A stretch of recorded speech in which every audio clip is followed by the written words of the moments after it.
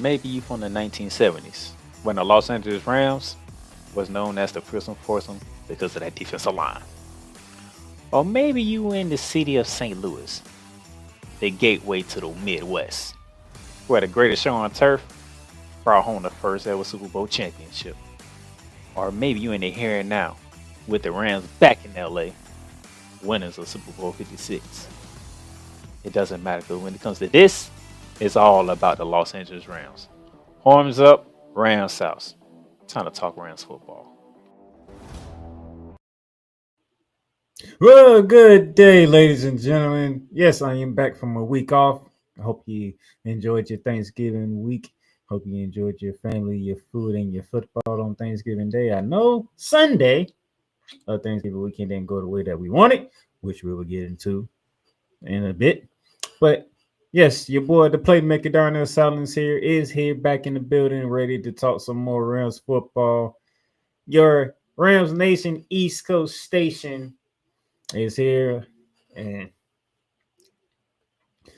season is winding down. We are going into week 14. So we have week 14, 15, 16. We have about 4 to 5 more games to go. We'll be getting ready for the playoffs. We will be on the road to achieve another Lombardi trophy if we can make it happen.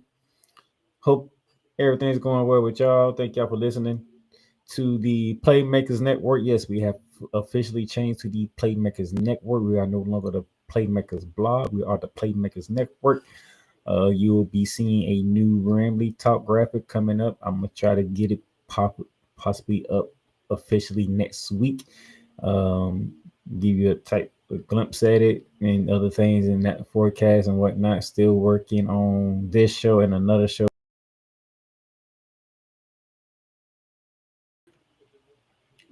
But we'll make it happen. We'll see what we can do. Okay. If you are watching on the Playmakers Network YouTube channel, hit that subscribe button, hit the notification bell. If you are watching on my personal LinkedIn, go ahead, connect with me on LinkedIn. Also, slide over to the Playmakers Network and hit that subscribe button, hit that notification bell. If you are listening to the audio version of this on Spotify, Apple Podcasts, Amazon Music, iHeartRadio, or wherever else you can listen to Ramily Talk on, go ahead and follow the show on that specific platform. Leave rates, leave reviews.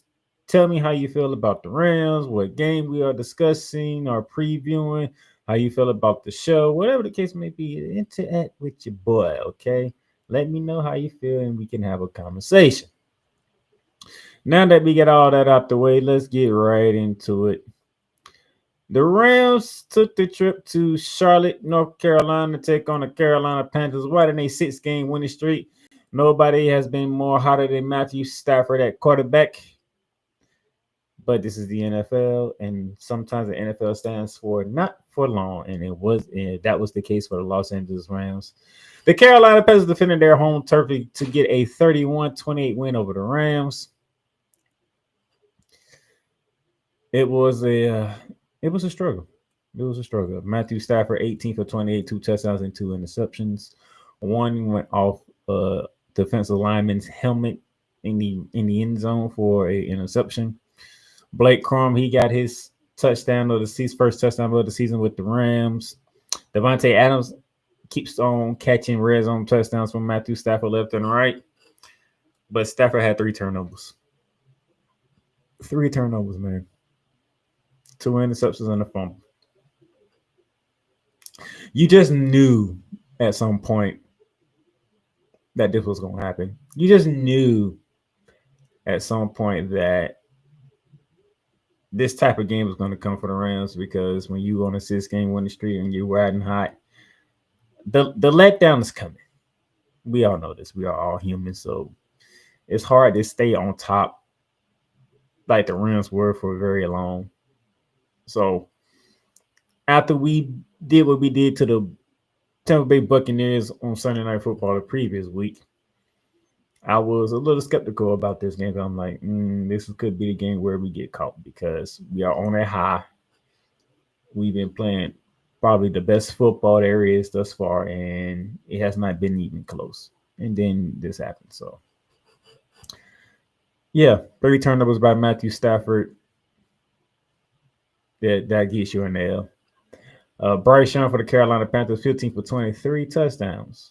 Chuba Herbert had 83 yards. He had a receiving touchdown. Crocker had a receiving touchdown. And their rookie had a receiving touchdown as well. Tyler McLaughlin.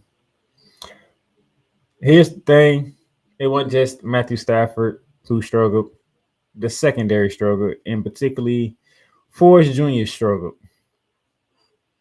2 of the 3 touchdowns from Bryce Young came on 4th down, and Forrest was the primary defender. It was 4th and 1, I think early in the in the third quarter they had a fourth down play in the third quarter, and Crocker beat Forrest in a one-on-one situation for a touchdown. And then in the fourth quarter, the one that won the game for the Carolina Panthers, it was a 4th down play. If they don't get it, we gonna win the game. And Forrest gets beat on the over route by McLaughlin for a touchdown. So that means defense couldn't get off the field when they needed to. That's not how this thing was working.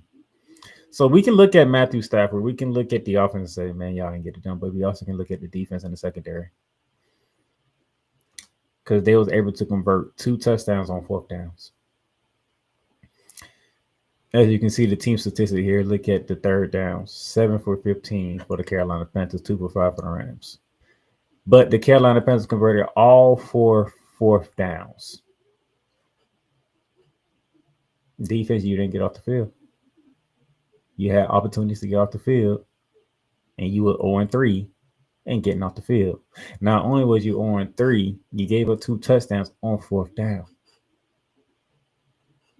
And you can't have that. When it's time to get off the field, you get off the field. Stafford, you had 3 turnovers. You can't have that. Well, we were 4 for 6 in the red zone. Carolina only got to the red zone one time, and they couldn't do nothing with it. We gave up big plays to the Carolina Panthers. The reason why we lost this game. Matter of fact, all 3 if I remember correctly, all 3 of Bryce Young touchdown passes was at least 20 yards or more, if I remember correctly.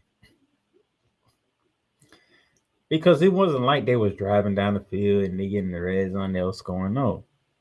They had to score on 4th downs against us. 4th downs.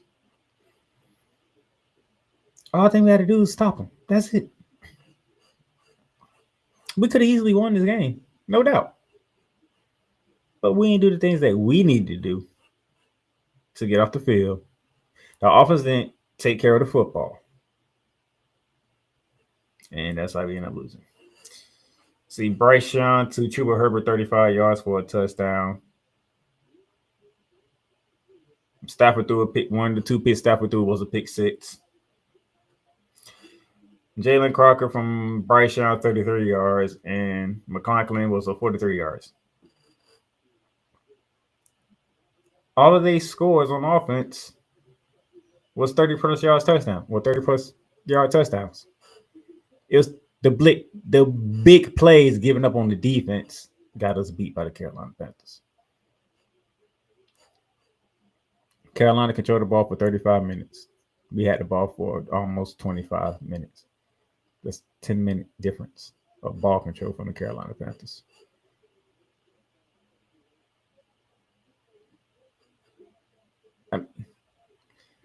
I'm not pissed off about it. I'm not distraught about the loss. It was gonna happen. I'm just breaking it down of why it happened. Now, if you disagree with me, tell me why you disagree on how we lost. Tell me how you feel about how we lost this game, and was this a problem? Was it a bad sign? Was it a bad game? I'm saying it's just a bad game. It was a bad game. It was due to happen. We was due to have a bad game because we've been so hot for the past 7 weeks. So at some point, we was gonna hit a cool down period, and it happened in Carolina. That's all it is. But Sean McVay, Matthew Stafford, they know what they need to clean up. Chris Schuler and the defense, they know what they need to clean up to get back on track, to get back on the right side of things, and make sure we finish this season strong. But with that loss, though, man, that dropped us to 9-3. Seattle, they handled business this week. They moved to 9-3 against the Minnesota Vikings. San Francisco, they handled business on Monday Night Football. Oh no, was it Monday Night Football or something? They handled business. I forgot who. No, they handled business against the Cleveland Browns at 1:00 in the 1:00 slate Sunday. So they are 9-4 in Arizona. I think Arizona had a bye week. So LA, Seattle, San Fran, they all fight for the division crown, and I think all three are gonna make the playoffs. It doesn't matter who's get to have home field and who has to go on the road. That's pretty much that. But let us take a break here. Our long break, and then when we come back, our first matchup with the Arizona Cardinals out in the desert. Everything Boston. I love you morons. New Kids on the Block, New Edition. Dear whatever the law firm is. Sincerely, the U.S. Supreme Court. Ben Affleck, Matt Damon. Go yourself again, Jason Whitlock.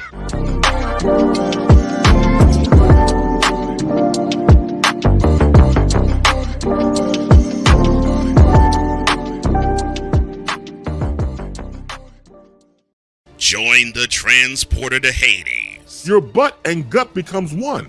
Join the reformer of hooker whores. This is my daughter, Placenta Booty Johnson. Join the bronze god. And ever you are in distress, take off your baseball cap and throw it in the air. Join your very own superhero of broadcasting, Chris Bass. So whatever color crayon they get, they palm it and do two circles, and that translates to, I can beat up black people. As she takes you through the week's paces in Baseline.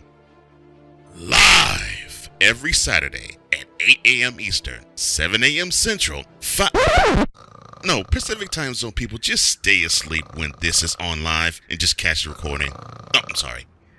Exclusively on the Chris Bass YouTube channel.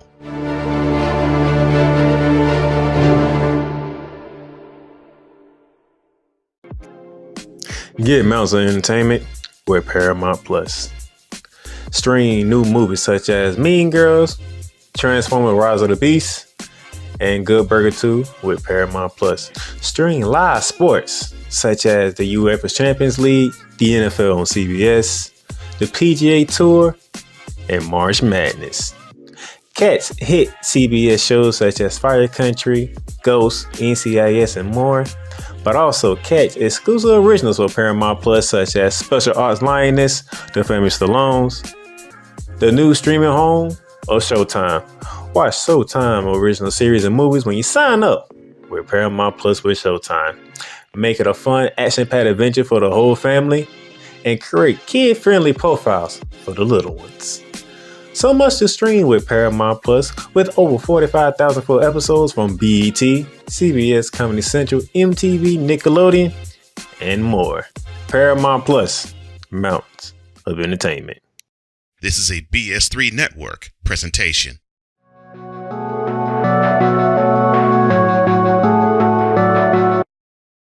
I want to do a TED Talk, but I don't have anything to talk about yet. I'm getting there. Life is for the living. We're not here that long. You can learn anything you want to learn without any money spent. What do I really enjoy? What do I really want out of life?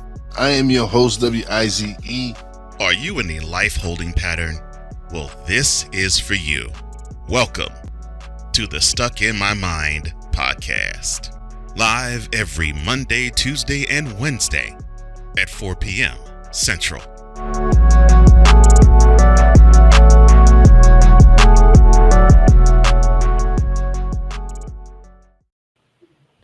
And welcome back to Ramily Talk on this December 4th, 2025. As we closing in on the new year, we are getting ready for week 14 as the Rams travel to Glendale, Arizona to take on the Arizona Cardinals. But before we get to that game, we do have to acknowledge and praise one Matthew Stafford, even though we just talking about his bad performance against the Carolina Panthers. However, earlier today, around 9 o'clock Eastern Standard Time here on the East Coast, Matthew Stafford named NFC Offensive Player of the Month for November 2025. It says here, Rams quarterback Matthew Stafford's performance in November was an award-winning one. Stafford was named the NFC Offensive Player of the Month for November, the NFL announced Thursday. Leading the Rams to a 4-1 record last month, Stafford completed 66.7% of his pass attempts for 1,207 yards and 15 touchdowns against just 2 interceptions. It extended what became an NFL record since play-by-play data began being tracked in 1978 with 28 consecutive passing touchdowns without an interception. Stafford enters Week 14 having completed 66.3% of his passes for 3,073 yards, 32 touchdowns with only 4 interceptions. His 32 passing TDs leads the league while he is fourth in passing yards. Stafford is the second Ram to earn an NFC Player of the Month reward this year, outside linebacker Byron Young was named NFC Defensive Player of the Month back in September. So congratulations to Matthew Stafford. Despite having pretty much your worst game of the season thus far, that didn't deter the NFL from saying you are the NFC Offensive Player of the Month for November. So hopefully that can lighten the load on you a bit and get you ready for this game against Arizona Cardinals. Speaking of which, we are fighting. We have 3 divisional games left. One is this week against Arizona Cardinals. We will see them, if I remember correctly, the last week of the season in LA. We still have a Thursday night meeting with the Seattle Seahawks, and we split with the San Francisco 49ers. So we still have some games to be played. All right. To the Arizona Cardinals we go. It's the first meeting between the Rams and the Cardinals this year. It's not been a good year for the Arizona Cardinals. You see, they are 3-9 on the year. The Rams are 9-3. These are your DraftKings odds for this game as it stands right here today, right now. Rams are 7.5-point favorites to beat the Arizona Cardinals. The over-under is 47.5. That might take the over on that one if I'm thinking about it, but nevertheless. Cardinals have not had a great season. They are 1-5 at home. The Rams are 4-2 on the road. And the 2 losses happen to be obviously last week to the Carolina Panthers. The other one to Philly, which we could have had that game too. It can really be said the Rams could actually be undefeated right now. Okay, if you take away the mistakes on special teams against Philly, Rams win that game. If you take away, well, actually, you can take away the offensive fumble by carrying out Rams Thursday night against the 49ers, the Rams win that game. And if you take away the turnovers from the Rams and the ability and the defense having the ability to get off the field, the Rams win that game. So we actually could be 12-0. You really think about it, but we're not. We're 9-3, so we still have some room to grow. As you already talked about Matthew Stafford numbers, carrying out wins, he has 183 carries on the season, 7 touchdowns. He's closing in on 900 yards rushing.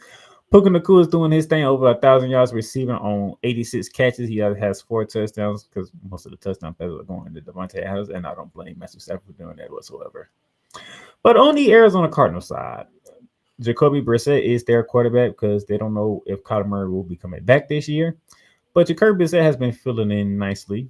He's closing in on 2,200 yards passing with 13 touchdowns for an interception.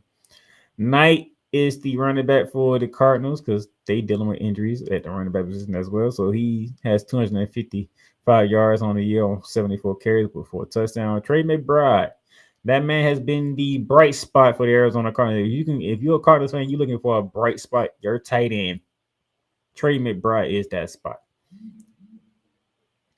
8 touchdowns on the year, 88 catches for closing in on 900 yards receiving. This is what you can look forward to with the Arizona Cardinals. And the thing is, they are a feisty group. They play hard. They play physical. You have to beat Arizona. You're just not gonna walk into Glendale, Arizona, and things are gonna be easy. No, you have to punch them in the mouth because they're gonna punch you in the mouth. They're gonna fight. They're gonna scratch. They're gonna claw. Despite being 3-9, we cannot take this team lightly. This team is they lost a lot of close games. Okay, that's what's going on here. Arizona has lost close games. All right, because my thing, if Arizona could win about half of their close games, they'd probably be 500 right now. Okay, because Arizona, they are in fights. They are battling with teams on their schedule. They just can't pull out the close wins. So if we go back to it, they lost to Jacksonville on the 23rd of November, 27-24. They lost by 3 in overtime. They lost to the San Francisco 49ers back in September 21st, 16-15. They lost by 1 point. That's 2 right there. They got beat by the Tennessee Titans by 1 point. That's 3 right there. The Seattle Seahawks beat them by 3. I remember that game. That was a Thursday night game back in the early part of the season. That's 4 close games. They lost to the Indianapolis Colts by 4. They lost to Green Bay by 4. They lost to the Tampa Bay Buccaneers by 3 this past week. They lost to the Bucs by 3. They lost to the Packers by 4. They lost to the Colts by 4. They lost to the Titans by 1. They lost to the Seahawks by 3. They lost to the 49ers by 1. They lost to the Jacksonville Jaguars by 3. So 7 of their 9 losses is one possession games. They just don't know how to finish. So we definitely can't take this team lightly because they just don't know how to finish. If they know how to finish, Arizona Cardinals would be right in the thick of the playoff race. So if I'm the Rams, if I'm Sean McVay, if I'm Matthew Stafford, if I'm Chris Shula, if I'm that defense, do not walk into Glendale, Arizona, and take these boys lightly. They are fighting. They are scratching. They are crawling. They are trying to win games, despite what the record says. They are not getting blown out. They are losing close games. So take them seriously. You are the better team. Be the better team. Act like the better team. And handle business. Run the football. Establish the run. And allow Matthew Stafford to do what he does best. Play action pass. He can hit Devontae Adams. He can hit Puka Nacua. He can hit one of our many tight ends, including Terrence Ferguson, our rookie. Cody Parkinson, okay? We can throw Jordan Wellington in there from time to time. Tutu Atwell, if he's healthy to come back around this time. I think he should be. Okay? Xavier Smith, who was the leading receiver for us against the Carolina Panthers. Do what you have to do to get out of Glendale, Arizona with a dub. Plain and simple, Rams. That's all. And with that being said, that would do it for Ramily Talk today. Like I said, if you're watching on the Playmakers Network, hit that subscribe button, hit the notification bell. If you're watching on my personal LinkedIn page, go ahead, hit email connect on LinkedIn, then slide over to the Playmakers Network, hit that notification, hit that subscribe button. If you're listening on Apple Podcasts, Spotify, Amazon Music, iHeartRadio, or wherever you listen to Ramily Talk, go ahead, rate the show, leave a review, comment on whatever you want to comment on. Do you like my take about my breakdown of the Carolina Panthers game?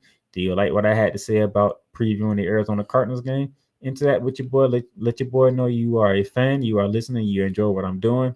With that being said, thank y'all for tuning in. We'll be back for week 15 of the season and recapping what took place in Glendale, Arizona. And if I remember correctly, I think we're getting prepared for the Detroit Lions. Yeah, I think it's the Detroit Lions. That should be a fun one. When we face Jared Goff and the Detroit Lions at SoFi Stadium for week 15. Rams Nation, East Coast Station, y'all be good.